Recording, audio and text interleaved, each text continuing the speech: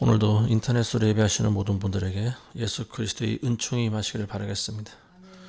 오늘 하나님의 말씀은 야고보서 4장 13절부터 17절 말씀인데요. 이 말씀을 통해서 살아있는 송장들이라고 하는 그런 제목으로 같이 하나님의 말씀을 나누도록 하겠습니다. 구약 성경에 보면 하나님께서 어느 날 에스겔 선지자를 한 골짜기로 데려가십니다. 그 골짜기에 가보니 사람의 뼈들이 수북히 쌓여 있는데요. 하나님께서 에스겔한테 이렇게 물어보십니다. 인자야, 이 뼈들이 살 수 있겠느냐? 에스겔은 오 주여 오직 하나님만 아시나이다. 그랬더니 하나님께서 에스겔한테 이렇게 말씀하십니다. 이 뼈들에게 대언하라고 말씀하십니다. 예언하라고 말씀하시는 거예요. 어떻게 하라고 하시냐면은 주 하나님이 이 뼈들에게 이렇게 말하노라. 내가 너희에게 숨이 들어가서 살게 하리니 너희가 살리라. 이렇게 말하라고 합니다. 에스겔 선지자가 그대로 말합니다. 너희에게 숨이 들어가서 살게 하리니 너희가 살리라. 그랬더니 뼈들이 서로 자기 자리에 막 붙는 거예요. 그러니까 뼈다귀들이 제각각 모든 뼈들이 다 제각각 여기저기 흩어져 있을 거 아닙니까? 막 짐승이 뜯어먹기도 하고 물고 가서 저기 있고 또 이 해골은 여기 있고 다리뼈는 또 한쪽에 가 있고 마구 뒤섞여 있는 수많은 사람들의 뼈다귀가 하나님의 그 말씀대로 선지자 입에서 나온 그 명령이 나가자 살아있는 거예요. 움직이기 시작합니다. 그러면서 서로 자기 자리를 찾아가는 거예요. 그리고 뼈다귀들이 어떤 머리부터 완전한 사람의 해골의 모습이 되고 그리고 또 그 위에 힘줄이 덮이고 그리고 살로 채워집니다. 근데 움직이지는 못하죠. 그러니까 하나님께서 다시 또 그들에게 숨이 들어가라. 하나님의 영이 들어가라. 이렇게 명령하라고 하십니다. 그래서 그들에게 그대로 또 다시 예언을 합니다.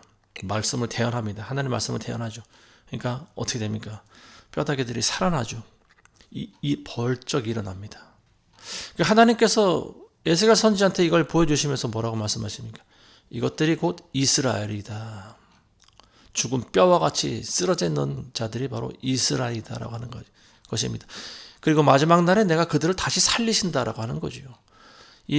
지금 이스라엘의 상황이 바로 그와 같지 않습니까? 죽은 뼈다귀들로만 가득 차 있는 그런 상태죠. 왜냐하면 메시아를 예수 그리스도를 아직 모르기 때문에 그렇습니다. 그렇지만 하나님께서 때가 되면 그들을 다시 회복시키신다라고 하는 그런 말씀입니다. 저는 이 말씀을 통해서 사람이 무엇인가, 사람의 정의에 대해서 우리가 한번 다시 생각을 해보는 시간 갖도록 하겠습니다. 사람이라고 하는 것은 속에 뼈가 있고 또 힘줄과 살로 덮여 있고 그게 다가 아니죠. 한 걸음 더 나가서 그들이 숨을 쉬고 말하고 움직이고 그게 다일까요? 그렇지 않다라고 하는 거죠. 요즘은 기술이 굉장히 많이 발달했습니다. 단순히 사람처럼 움직이고 행동하고 명령받은 대로 움직이는 그런 로봇이 지금 개발되고 있어요. 지금 상당히 많은 수준의 로봇이 만들어지고 있는 것 같습니다. 인간들은 쇳덩어리로 사람을 닮은 로봇을 만들어냈습니다. 그리고 그 로봇은 점점 진화하고 있습니다. 사람을 점점 닮아가고 있어요. 그렇지만 아무리 잘 만든 로봇이라 해도 로봇은 그냥 로봇일 뿐이에요. 로봇이 사람이 될 수는 없습니다. 로봇에게 살과 같은 그런 실리콘을 만들어서 살과 같은 심지어는 그 안에 피마저 흐르게 한다 할지라도 로봇이 사람이 될 수는 없는 겁니다. 왜냐하면 인간은 어떻게 지어졌는가 우리가 알아봐야 됩니다. 인간은 하나님께서 창조하신 그런 걸작품 아닙니까? 흙으로 사람을 빚으시고 그리고 그 코에다가 하나님께서 생기를 불어넣으셨는데 그 생기가 뭡니까? 바로 영이죠. 하나님의 영이죠. 그래서 하나님의 이 하나님의 영이 들어간 인간들이 비로소 살아있는 생명이 되었다라고 하는 말입니다. 그래서 우리 인간은 영적인 존재예요. 우리는 로봇과 같은 존재가 아닙니다. 로봇은 만들 수 있지만 인간이 똑같은 인간을 만들어낼 수는 없어요. 왜냐하면 그 안에 하나님의 영이 들어가야 비로소 인간이 되기 때문에 그렇습니다. 하나님의 영을 우리 인간이 어떻게 불어넣습니까? 말도 되질 않는 거예요. 그런 인간을 만들어낼 수 있다라고 하면은 곧 내가 하나님이다라고 말하는 거와 똑같은 거죠. 그래서 우리 생명들은요, 우리 인간들은 우리에게 생명을 주신 하나님께 영광을 돌리면서 살아가야 되는 그런 존재라는 걸 우리가 알아야 됩니다. 근데 많은 사람들이 그걸 깨닫지 못하죠. 내가 어디서 와서 왜 살며 어디로 가는지 알지 못하고 그냥 자기 생각대로 자기 계획대로 그저 살아가다가 결국은 죽는 거예요. 그리고 죽으면 어떻게 됩니까? 밑으로 들어가는 거죠. 땅속 깊은 구덩이로 들어갑니다. 거기가 바로 지옥입니다. 우리 인간이 가장 존귀하게 지음받았지만 또 가장 불쌍한 존재들이 바로 인간들이에요. 짐승들은 죽으면 그걸로 끝입니다. 그렇지만 우리 인간들은 천국이든 지옥이든 어느 한 곳에서 영원히 살아가야 됩니다.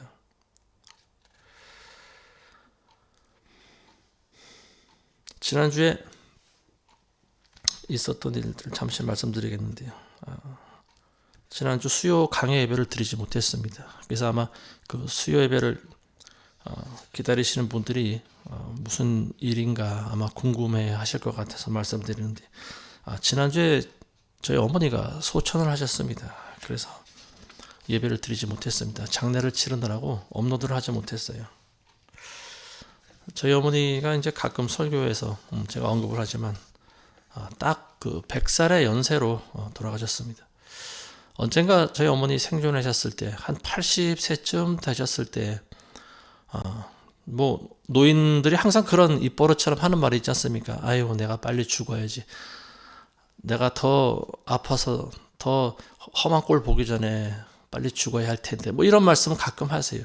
근데 그때 저도 모르게 제 입에서 이런 말이 나왔습니다. 어머니는 100살까지 살 겁니다. 예언인 거예요. 어떻게 보면. 지금 생각해 보니까 그 말씀이 하나님께서 주신 예언의 말씀이 되어버렸습니다. 그때 제 어머니가 깜짝 놀라시면서 저한테 막 그런 나무라셨습니다. 야, 나더러 지금 뼈다귀만 남은 송장처럼 살라고 하는 거냐. 그러면서 나는 그렇게 되기 싫다. 뭐 근데 말씀을 그렇게 하시면서 저희 어머니는 생명에 대한 애착이 굉장히 또 강한 분이셨습니다. 90이 넘은 나이에 길을 가다가 넘어지셨어요. 그래서 여기 대퇴부 뼈가 부러지셨는데 전신 마취를 하고 이제 수술해야 되는 그런 상황입니다. 그때 의사들이 저희한테 그런 말을 했습니다. 아마 임종을 준비하셔야 될 것 같습니다. 그래서 저희는 마음의 준비를 하고 있었어요. 근데 수술이 끝나고 저희 어머니가 또 기적적으로 다시 회생하셨습니다. 깨어나셨어요. 그리고 그 이후로도 또 수술을 몇 번 더 했던 것 같아요. 한 번은 또 뭐 그 담낭에 돌이 끼었다 그래가지고 또 그거를 제거하는 수술을 하기도 하고요. 어쨌든 건강한 사람들도 하기 힘든 수술을 여러 차례 겪으면서까지 저희 어머니는 끝까지 목숨을 부지해 가셨습니다. 돌아가시기 8년 동안은 이제 요양원에 모셨었는데요. 저는 한 달에 한 번 또는 두 번 정도 가서 저희 어머니를 뵙고 왔습니다. 갈 때마다 기도를 이제 해드리는데 시간이 지나면 지날수록 점점 이제 건망증이 조금씩 생기기 시작하십니다. 저희 어머니가 뭐 그렇다고 치매를 앓거나 그러신 것은 아니에요. 정신은 건강은 굉장히 정신적인 그런 건강은 굉장히 좋으셨던 분이었습니다. 근데 이제 저희 어머니를 보시면서 점차로 이제 돌아가실 날이 가까이 왔다라고 하는 것을 제가 느끼고 있었는데요. 갈 때마다 이제 저는 그런 부분이 좀 안타까웠어요. 저희 어머니가 과연 믿음이 있는가? 여기서 돌아가시면 하나님께서 천국으로 인도해 주실 것인가? 뭐 이런 그런 의문이 좀 들었습니다. 그래서 갈 때마다 저는 저희 어머니를 대신해서 제가 회개 기도를 드렸습니다. 하나님, 저희 어머니가 한평생을 하나님께 영광을 돌리지 못하고 살아왔지만 이제 늙음막에 아들을 목사로 만들고 그리고 또 아들이 원하는 대로 가정 제사도 다 폐지하고 이제 하나님께 예배를 드리면서 지금까지 살아왔습니다. 하나님, 우리 어머니가 지은 죄가 있다면 용서해 주시고 부디 천국 갈 수 있도록 하나님께서 은혜를 베풀어 주시옵소서. 그런 기도를 제가 드렸습니다.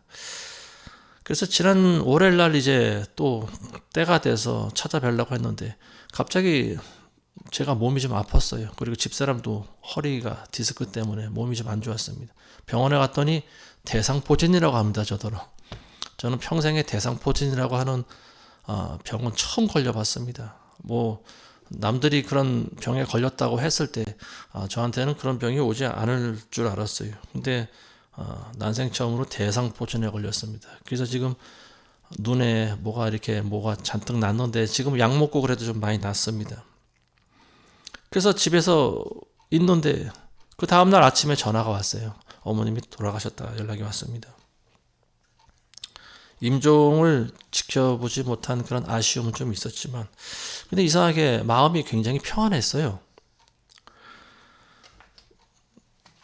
평소에는 이제 저희 어머님에 대한 그런 믿음에 좀 혼동이 있었습니다. 왜냐하면 저하고 이야기할 때는 제가 이제 하나님에 대한 이야기를 하고 성경에 대한 말씀을 전하고 하면은 저희 어머니가 좀 들으십니다. 그러면서 그래, 네 말이 맞다. 아이고 우리 목사님 하면서 그래 내가 목사님 말대로 천국 가야지 가서 아버님을 만나 뵈야지 뭐 이렇게 대화를 하십니다. 근데 나중에 또 딸들이 오면 딸들하고 하는 대화를 들어보면은요 과연 저희 어머니가 믿음이 있는 분인가 좀 혼동될 때가 많이 있어요. 그래서 저는 하여튼 어머니한테 찾아뵐 때마다 계속 기도를 해드렸습니다. 제 어머니가 어쨌든 끝까지 믿음을 잃지 않고 천국에 대한 소망을 붙잡고 예수 그리스도의 옷깃을 꼭 붙잡고 천국 갈 수 있도록 그렇게 기도했습니다. 근데 그런 세월이 이제 거의 뭐 8년 가까이 쭉 지나다 보니까 어느 한순간에는 하나님께서 저희 어머니를 이렇게 끝까지 살게 하시는 이유가 뭔가 있을 것 같다라고 생각이 듭니다. 돌아가셨어도 벌써 돌아가셔야 될 분인데 이거는 정말로 참 신기했어요. 제가 생각할 때도. 그래서 저는 그런 생각이 듭니다. 100살이 넘어서도 사시지 않을까 저는 그런 생각을 했어요. 이미 12월 달 중반을 넘어서면서 올해만 더 넘기시면 이제 저희 어머니가 101살이 되는구나. 그러면서 저희 어머니가 더 사실 것 같다라고 그런 가능성을 가지고 있었는데 근데 지난주에 하나님께서는 올해를 넘기지 않게 하셨어요. 딱 제가 예언한 대로 100살이 되는 해에 하나님께서는 부르셨습니다. 10년 가까이 하나님께서 저희 어머니에게 그렇게 마치 꺼져가는 등불의 심지처럼 아주 미약하게나마 생명을 연장시켜준 이유가 무엇일까? 저는 그 기간이 바로 저희 어머니의 회개 기간이었다. 저는 그렇게 믿습니다. 하나님께서는 우리의 기도를 다 들으신 거예요. 하나님께서는 중보기도를 무시하지 않습니다. 의인의 기도는 의인의 간구하는 힘은 역사하는 것이 굉장히 큽니다. 그래서 저희 어머니가 몸으로는 굉장히 힘들지만 그렇지만 그 영이 하나님과 어떤 그런 교감을 이어가는 그런 기간이지 않았을까 생각합니다. 그 기간 동안 기회를 주시는 거예요. 회개할 수 있는 기회를 주신 거예요. 그리고 어찌 보면은 하나님께 영광 돌리지 못하고 살아왔던 한평생에 대한 하나님의 심판, 살아있을 때 미리 받는 것이다. 저는 그런 생각이 듭니다.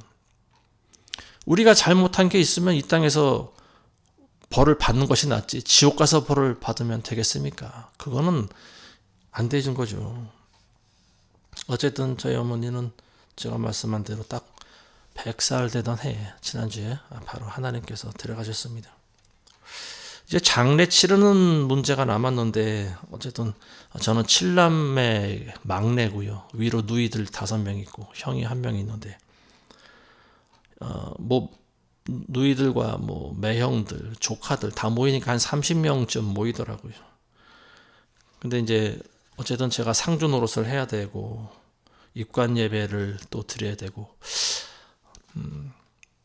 저희 어머니를 이제 병원에 모시려고 하니까 요즘 돌아가시는 분들이 많은지 병원이 전부 꽉 찼대요. 그래서 기다렸어요. 하루를 기다렸어요. 총 4일장을 치렀습니다. 보통 3일장인데 하루 기다리고 그 다음날 저희 어머니를 이제 장례식장에 모셨는데 4일장을 치르게 됐습니다. 저는 예배를 이제 제가 주관해서 당연히 드려야 된다고 생각을 했고 한 두세 편의 설교를 준비했는데 저희 가족들의 평소에 어떤 그런 상태를 알기 때문에 제대로 설교를 할 수 있을까 그런 생각을 했습니다. 어쨌든 입관 예배 드릴 때 제가 요한복음에 있는 말씀을 전했습니다. 나는 길이요 진리요 생명이니 나로 말미암지 않고는 아무도 아버지께로 올 자가 없느니라. 이 말씀을 주제로 설교를 했습니다. 오직 예수 그리스도를 통해서만 구원을 받는다라고 제가 강조를 했어요. 그리고 예전에 아버님 돌아가셨을 때를 다시 상기시키면서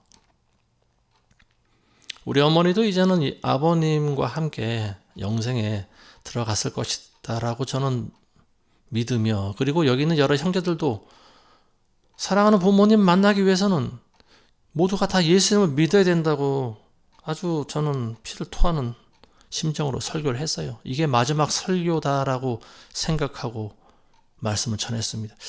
근데 이 식구들의 반응을 보니까 좀 싸해요. 그리고 한 누이는 설교 중간에 벌떡 일어납니다. 할 일이 있다고 잠깐 먼저 일어난대요. 분위기가 별로 안 좋았어요. 그리고 다른 식구들은 제가 설교할 때 아멘 하는 사람이 한 명도 없고 모두 침묵하고 있었습니다. 하나님의 말씀이 전혀 들어가는 것 같지가 않았어요. 저는 설교하면서 굉장히 실망했습니다. 24년 전에 저희 아버님이 돌아가셨을 때나 지금과 전혀 달라진 것이 없는 것 같았어요. 두 번째 설교를 이제는 그 다음날 발인 예배 때 또 했는데요. 이제 저희 어머니 이제 관을 모시고 벽제 화장터에 가서 화장을 하고 또 이제 안치하는 장소 납골당에 가서 납골하는 이 절차가 남아 있습니다. 근데 장례식장에서 이제 마지막으로 떠나기 앞서서 발인 설교를 했습니다. 그때 저는 전도서에 있는 말씀을 전했습니다. 그러면서 그런 생각이 들었어요. 이제 이 사람들 앞에서 더 이상 설교할 기회가 없을 것이다. 이들에게는 이것이 마지막 기회가 될 수도 있겠구나. 저는 담대히 선포를 했습니다. 저는 이제 가족 여러분들 앞에서 더 이상 설교할 기회가 없을 것입니다. 우리가 언제 다시 이렇게 모두가 모일 수 있겠습니까? 어머니의 죽음 때문에 우리가 모였지만 앞으로는 이렇게 모이지 못할 것입니다. 그러면서 제가 하나님 말씀을 전했습니다. 저는 정말로 진심으로 바라는 것이 하나 있는데 여러분들이 모두가 다 예수 그리스도를 믿고 구원받는 것입니다. 사람이 한 번 죽는 것은 정한 이치요. 죽음 이후에는 심판이 있다고 성경은 분명히 말씀하고 있습니다. 여러분들이 심판대 앞에 가서 나는 예수 그리스도를 나는 전도받지 못했습니다. 나는 복음이 뭔지도 몰랐습니다. 아무리 이렇게 변명해봐야 통하지 않습니다. 무슨 말로도 어떤 변명도 통하지 않습니다. 하나님께서는 여러분들에게 이미 여러 경로와 루트를 통해서 복음을 듣게 하시고 또 목사인 저를 통해서도 지금 이 순간에 예수 그리스도를 듣게 하셨습니다. 그런데 여러분들이 끝까지 여러분들의 완악한 마음과 교만한 그 고집을 꺾지 않고 살아간다면 마지막 날에는 여러분들 결국 지옥에 갈 수밖에 없을 것입니다. 그때 가서는 아무리 애원해도 아무리 변명해도 통하지 않습니다. 사람이 한번 태어나서 하나님을 모르고 산다면 짐승보다도 더 비참한 것이 바로 우리의 인생입니다. 우리는 어머니의 죽음을 통해서 교훈을 얻어야 되지 않겠습니까? 한 사람의 죽음이 우리에게 주는 교훈이 얼마나 귀중한지 여러분들은 그것을 배워야 됩니다. 그것은 바로 우리 인간은 영생에 들어가야 된다라고 하는 것입니다. 예수 그리스도를 믿고 천국에 들어가는 것이 우리 인간의 마지막이 되어야 된다라고 하는 말입니다. 그리고 그렇게 되기 위해서는 하나님을 사랑하시기 바랍니다. 하나님의 독생자 예수 그리스도를 길로 잡으시기 바랍니다. 그분은 생명이 되시고 그분은 진리가 되시는 분입니다. 그분을 배제하고서는 우리가 절대로 천국에 들어갈 수가 없습니다. 다른 종교에서 말하는 그 어떤 진리도 결국은 무의미한 것입니다. 오직 예수 그리스도, 성경이 말하고 있는 예수 그리스도를 믿어야만, 그리고 그분의 뒤를 따라가야만 여러분들은 영생에 들어갈 수가 있습니다. 저는 피를 토하는 심정으로 말씀을 전했어요. 제 눈으로 봤을 때는 이 가족들이 살아있지만, 움직이지만, 말도 하지만 송장같이 보입니다. 에스겔 골짜기에 있는 뼈다귀들 같이 보였어요. 한 무리들이 제 발 앞에 앉아 있는데 하나님의 말씀을 전할 때 들어가지가 않아요. 너무나 안타깝고 답답했습니다. 저는 말씀을 전하면서 거룩한 분노가 올라왔습니다. 아무리 한 배에서 태어났고 피를 나눈 형제 자매들이지만 영이 죽어있는 사람들을 볼 때는요, 그저 안타깝습니다. 너무 야속해요. 저들은 왜 예수 그리스도를 믿지 못할까?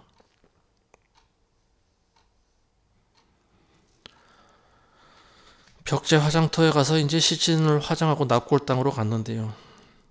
형제들이 이제 미리, 저희 누이들이 저희 아버님 모셨던 그 유골함 옆에 예전에 저희 어머니 자리를 마련해 두었습니다. 그래서 저는 제가 상주니까 이제 유골함을 가지고 가서 이제 마지막 기도를 올리고 이제 한 번씩 다 식구들이 인사하고 제가 그 안에 집어넣고 이제 그 문을 닫았습니다. 그리고 이제 집에 가려고 하는데 누이들이 자기네들도 거기 분양받아 놓은 곳이 있다는 거예요. 그래서 그걸 좀 한번 그 위치를 확인하고 가자 그럽니다. 그래서 옆에 있는 건물에 갔더니 거기도 이제 그 유골들을 쭉 이렇게 안치해 놓은 데가 있는데요. 이 벽에다가 이렇게 마치 무슨 그 사물함처럼 만들어 놓은 거 아시지 않습니까? 거기 쭉 가장 그 로얄층이라고 하는 자리에 한 10개 정도가 이렇게 쭉 비어 있는 것이 보입니다. 근데 여기가 바로 이제 저희 누이들이 들어갈 자리라고 해요. 매형들하고. 그래서 그걸 이미 예전에 다 돈을 주고 분양을 받았다라고 합니다. 우스갯소리를 하는지 모르지만 어떤 매형이 그런 말 합니다. 살아서는 뭐 로얄층에 못 살아봤는데 죽어서 로얄층에 들어가니까 굉장히 기분이 좋네. 그러면서 자기네들끼리 또 까르르 웃고 합니다. 여기가 아주 햇볕도 잘 들고 아주 로얄 칸이야. 그러면서 굉장히 좋아들 하면서 저한테 그런 말을 해요. 근데 너는 이런 데를 어떻게 마련했냐? 너도 하나 마련해야 되지 않겠니? 그래요. 그래서 저는 그 얘기를 듣고 참 기가 막혔습니다. 그들이 너무 불쌍해졌어요. 이 사람들이 무지한 사람들이 아닙니다. 전부 인류대학을 나왔고 또 좋은 직장도 다녔고 또 살아가는 것도 잘 삽니다. 부족함 없이 잘 살아요. 근데 예수 그리스도를 믿지를 않아요. 제가 수십 년 동안 그렇게 만날 때마다 믿으라고 복음을 전해도 앞에서는 뭐 그냥 고개를 끄덕끄덕 하는 것 같으면서 콧방귀를 뀌는 것 같습니다. 속으로. 저는 그들이 너무 불쌍한 거예요. 이 사람들은 도대체 왜 어떻게 된 사람들일까? 이 사람들은 어떻게 된 사람들이 영적인 이야기만 하면 귀가 다칠까? 이게 너무 기가 막힌 거예요. 그래서 저는 평소에도 알고 있던 부분이지만 저희 형제 자매들의 모습을 보면서 다시 한번 절실히 깨달은 게 있습니다. 그게 뭐냐면요. 스가랴서 4장 6절에 이는 힘으로도 아니요 능으로도 안 되며 오직 나의 영에 의해서니라. 인간의 구원은 힘으로도 능으로도 안 되는 것을 다시 한번 깨달았어요. 오직 여호와의 신, 여호와의 영이 임하지 않고서는 도저히 있을 수가 없는 일입니다. 이 말씀을 듣는 여러분들이 나는 예수 그리스도를 믿습니다. 나는 하나님 말씀이 다 믿어지고요. 나는 예수님이 메시아라는 거예요. 우리의 구세주라는 걸 나는 믿습니다. 이게 믿어지면 그게 바로 기적입니다. 간단한 문제가 아니에요. 쉬운 게 아니에요. 우리가 예수님 믿는다는 것은 우리 힘으로 되는 것이 아니에요. 하나님께서 먼저 은혜를 주시지 않으면 믿어지지 않는다라고 하는 거예요. 이게 얼마나 무서운 말입니까? 불신자들에게는 이게 얼마나 무서운 말이에요. 나도 예수님을 믿고 싶습니다. 근데 믿어지지 않는 거예요. 하나님의 영이 임하지 않으면 믿어지지가 않는 거예요. 아무리 서울대학교를 나오고 연고대를 나와서 소용이 없어요. 영의 말은 영이 알아듣는 거예요. 교만으로 꽉 차 있는 사람들의 귀에는요, 하나님의 말씀이 들어갈 틈이 없어요. 공간 자체가 없는 거예요. 아무리 제가 피를 토하며 설교를 해도 튕겨져 버리는 거예요, 그냥. 너무나 무서운 현실입니다.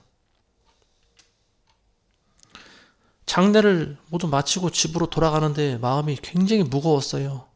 끝내. 이들에게 복음을 이렇게 전했지만 이들은 변화가 되지 않는구나. 동생이 목사인데도 믿음이 없구나.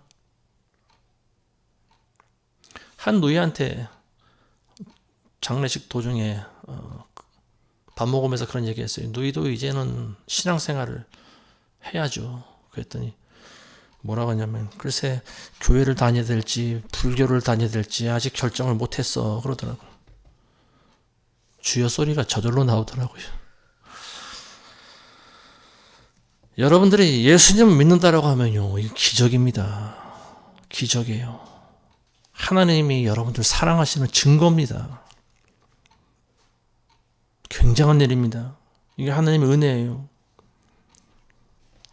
그래서 우리는 항상 하나님께 감사하고 하나님께 영광을 돌리면서 살아가야 됩니다. 이제 오늘 본문의 말씀 보겠습니다. 야고보서 4장 13절에 보시면, 이제 오라, 오늘이나 내일 우리가 어느 성읍으로 가서 거기서 1년쯤 지내며 사고 팔아 수익을 올리리라 하는 자들이여. 여기서 요지는 뭡니까? 오늘이나 내일 우리가라고 하는 이 단어가 어느 중점 단어입니다. 사람들은 전부 우리가, 내가, 자기 위주의 삶을 살아가죠. 자기 중심으로 살아가는 거예요. 내 인생의 주인공은 바로 나다라고 하는 거예요.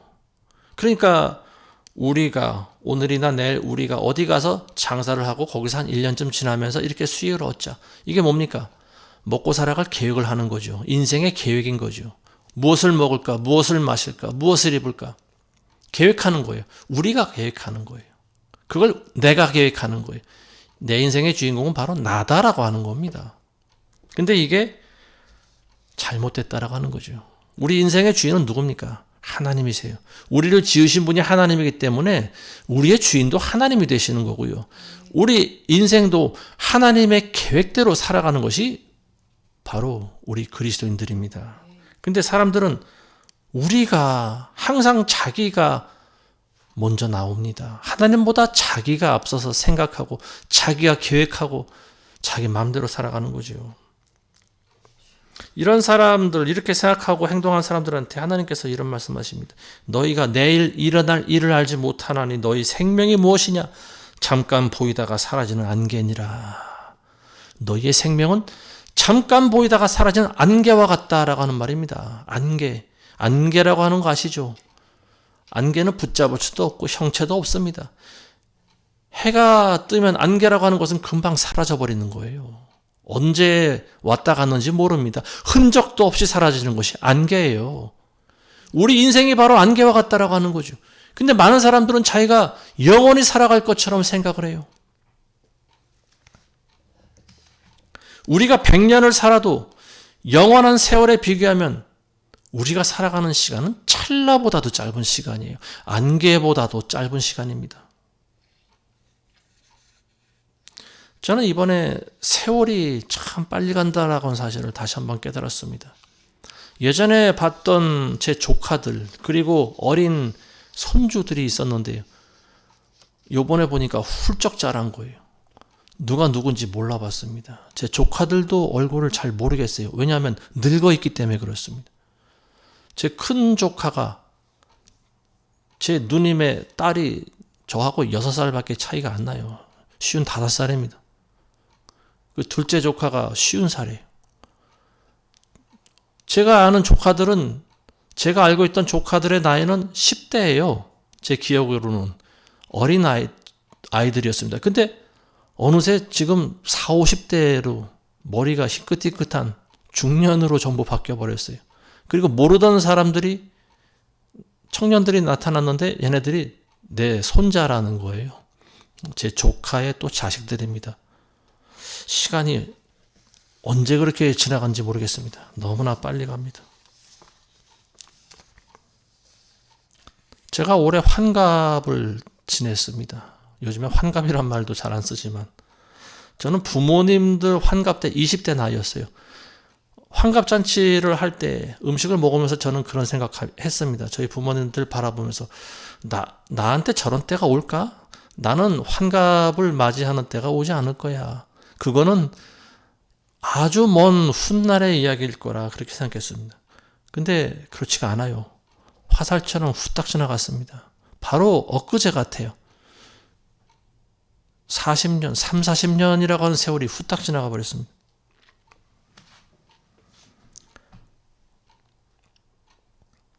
우리도 우리의 부모님 세대가 지금 가는 것처럼 우리도 가야 됩니다.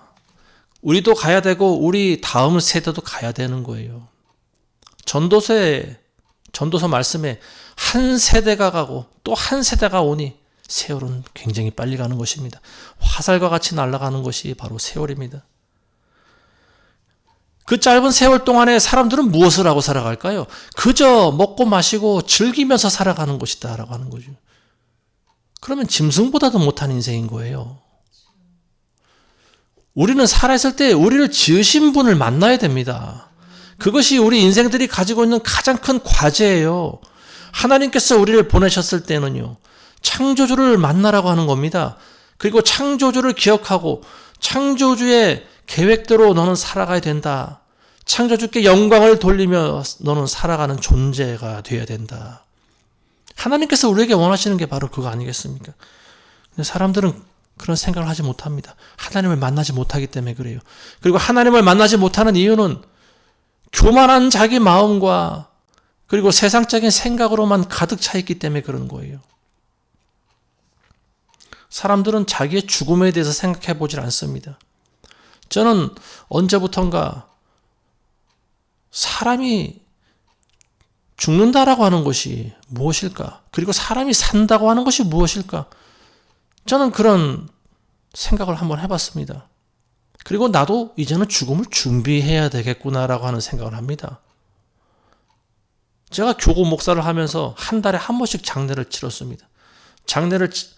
한 사람의 장례를 치를 때마다 보통 예배를 5번, 6번씩 드려요.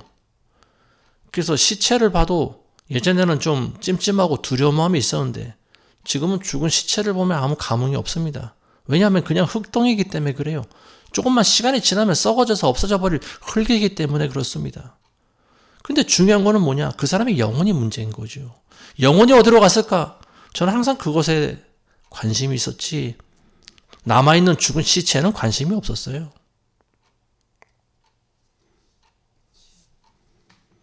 죽어가는 순간에 예수 그리스도를 믿어야지 하는 사람은 가장 어리석은 사람이에요. 왜냐하면 죽는 순간에 기회가 오지 않습니다. 내가 믿고 싶어도 믿을 수가 없어요. 죽을 때는 어떻게 죽을까요? 점차로 의식이 흐려지겠죠. 눈이 감기고 가물가물해집니다. 잠드는 것 같아요. 사람이 죽어갈 때는요, 의식이 흐려집니다. 그리고 심장이 천천히 뛰어요. 심장 박동수가 점점 느려집니다. 보통 1분에 사람이 한 6, 70번 뛰는데요. 심장이 50번, 40번 급속도로 뛰는 속도가 줄어듭니다. 그리고 10번 그러다가 심장이 드디어 멈춰버립니다. 이게 불과 이게 한두 시간 안에 일어나는 일이에요. 심장이 그냥 멈춰버리는 거예요. 천천히. 마치 무거운 수레바퀴가 돌다가 천천히 돌고 그리고 마지막에 서는 거와 똑같습니다. 숨이 멎는 거예요. 죽는다라고 하는 것이 뭡니까? 사람 몸에서 영이 빠져나가는 거예요. 모든 생기가 빠져나가는 겁니다. 하나님의 영으로 지음받은 우리 인간들은요, 영이 빠져나가는 순간 급속도로 썩어갑니다. 금방 썩어가요.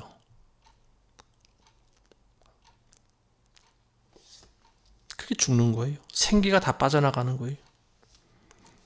살아있을 때 저희 어머니가 몸무게가 한 60kg 정도 나가셨던 분이에요. 뚱뚱했습니다. 근데 돌아가실 때 몸무게는 저희가 봤을 때 30kg도 안 되는 것 같아요.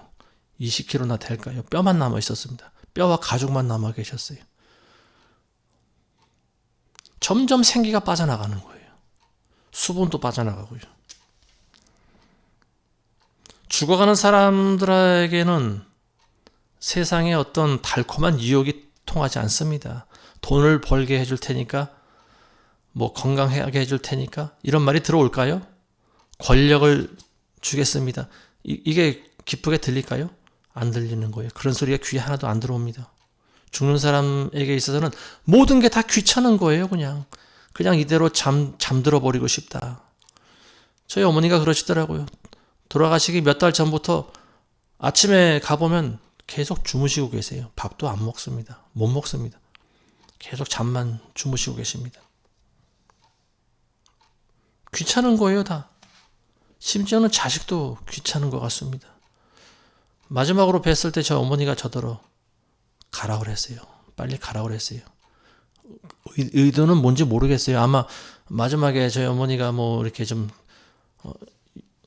기저귀도 차고 용변도 잘 못 보시고 하니까 그런 구차한 모습을 자식한테 보여드리기 싫어서 그런 것도 있을 것 같고요. 아니면 그냥 모든 게 다 귀찮은 거죠. 그냥 쉬시고만 싶어 하시는 것 같아요. 그래서 저는 식사하는 걸 그래도 다 보고 올래다가 저 어머니가 자꾸 가라고 하십니다. 그래서 마지못해서 이제 돌아섰는데요. 그게 마지막이었습니다.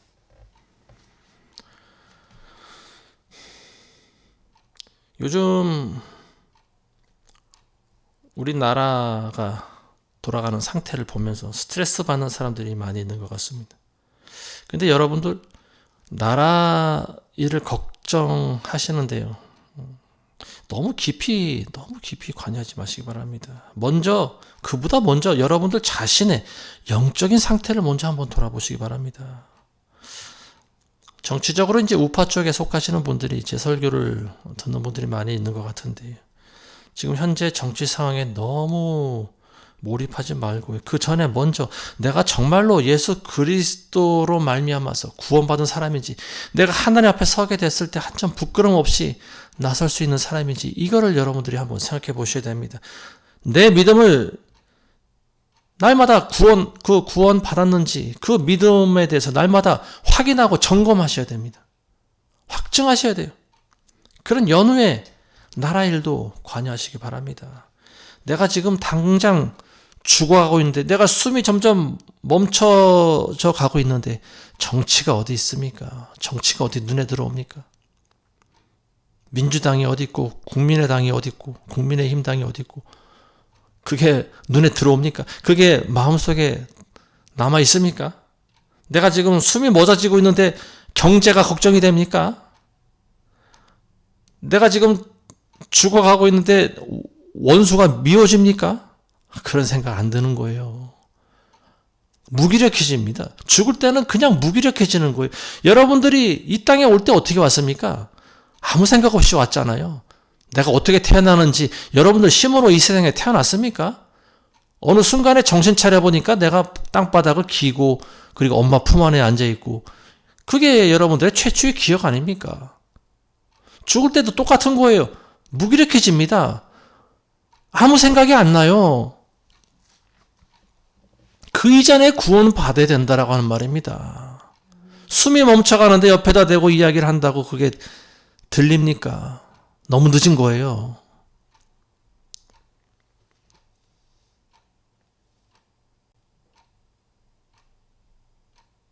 우리의 영혼부터 점검하셔야 됩니다. 우리는 한 인간이에요. 물론 한 나라의 국민이지만 백성이지만 나라 일 걱정하는 거 좋습니다. 그렇지만 그 이전에 여러분들 영혼이 먼저 구원받은 연후에 나라 일도 하시라고 하는 거예요. 영혼도 구원받지 못한 상태에서 나라 일만 쫓아다니다가 여러분들이 죽을 때 심판대 앞에 서게 되면 어떻게 되겠습니까? 내가 한평생 나라를 위해서 애국하고 살아왔는데 내가 지옥에 가야 한다니. 누구를 원망하겠습니까? 지난 한 주 동안에 장례를 치르느라고 인터넷을 통 보질 못했어요. 뉴스를 못 봤어요. 근데 오히려 마음이 편하더라고요. 신경을 안 쓰니까 굉장히 자유해요. 그런 쪽의 면에 있어서 스트레스를 좀 덜 받는 것 같아요. 아마 그동안 그 의사 말로는 심한 그 스트레스가 뭐 대상포진의 주요 발병 요인이다 뭐 이런 말을 하는데, 제가 알게 모르게 많은 스트레스를 받고 있었던 것 같습니다. 근데 이제 지난주에 이런 것들을 하나도 접하지 않고 오직 그 안에만 있다 보니까 오히려 바깥 세상이 어떻게 돌아가는지 관심이 없어요. 제 관심은 오직 영혼에만 있었습니다. 이 사람들의 영혼은 어떻게 될 것인가? 장례식장에 모여서 장례를 치르고 있는 이 가족들의 영혼은 과연 어떻게 될 것인가? 여기에만 온통 관심이 다 쏠려 있었습니다. 그게 저에게는 가장 큰 고민이고 스트레스였던 것 같습니다. 우리는 잠시 왔다가 사라지는 안개와 같은 존재입니다. 우리의 연수가 많이 남아있질 않아요. 여러분들은 언제 죽을지 모르는 인생입니다. 안개가 언제 거칠지 모르는 것처럼 우리 인생은 내일 죽을지 모레 죽을지 몰라요. 근데 사람들은 자기 계획대로 산다라고 하는 거죠. 우리가 어디 가서 이렇게 살자. 거기 가서 한 1년쯤 지내자. 거기 가서 수익을 얻자. 돈을 벌자. 하나님이 없어요. 전부 다 자기 위주예요. 심지어는 하나님을 믿는다고 하는 사람들도 이처럼 살아갑니다. 인본주의인 거죠. 하나님을 믿는다고 하면서 결국은 자기 인생의 주인이 나라고 하는 거예요.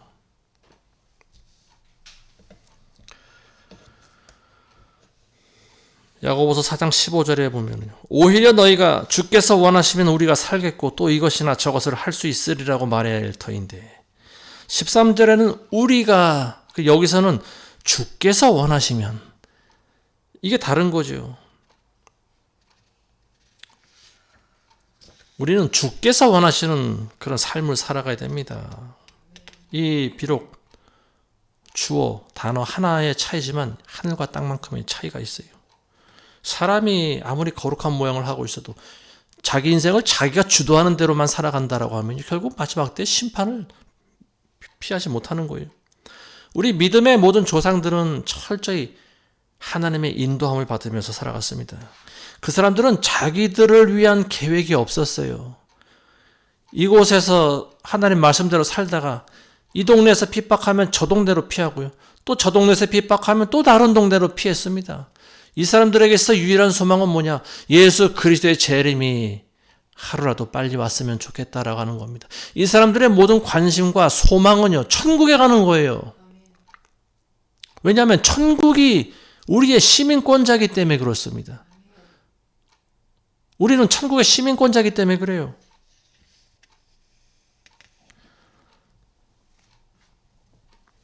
16절에 이제 너희가 자만 가운데 기뻐하고 있으니 그러한 기쁨은 다 악하니라. 그러므로 선을 행할 줄 알면서도 행치 아니하는 자에게는 그것이 그 사람에게 죄가 되느니라. 사람들은 스스로 자만하고 기뻐합니다. 그렇지만 그 기쁨은 물거품 같은 거예요. 아무 소용없는 기쁨입니다. 그리스도가 없는 인생은 무의미한 거예요. 그리고 곧 영원한 죽음으로 직진하는 인생입니다. 넓은 길로 가는 거예요. 여러 차례 기회가 주어졌지만 끝내 복음을 받아들이지 못한다면요, 결국 그를 기다리고 있는 것은 무서운 심판밖에 없습니다. 먼저 말씀 맺겠습니다. 계시록 3장 1절에 보시면요, 4대 교회에 하나님께서 그런 말씀을 전하라고 하십니다. 내가 네 행위를 아나니 네가 살아있다는 이름은 가졌으나 너는 죽었느니라. 지금 살아있는 것 같지만 죽은 송장들이 거리를 활보하고 있습니다. 각양각색의 모양을 하고 있고요. 또 여러 가지 생각과 계획을 가지고 있고 또 서로 다른 모습으로 살아가고 있지만 그들 안에 하나님의 영이 없다면 살아있는 송장들밖에 되질 않는 거예요.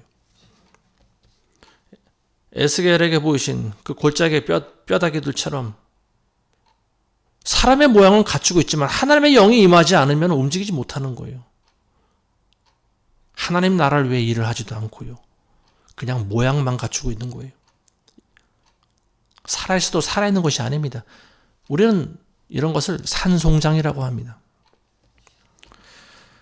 부디 영상을 보는 여러분들은 주변 가족분들에게 이런 말씀들을 좀 전해주시길 바라겠습니다. 구원받지 못하는 사람들은 끝까지 교만한 마음과 완고한 생각을 버리지 못해요. 이런 사람들은 하나님이 없다고 합니다. 가장 어리석은 사람들이에요.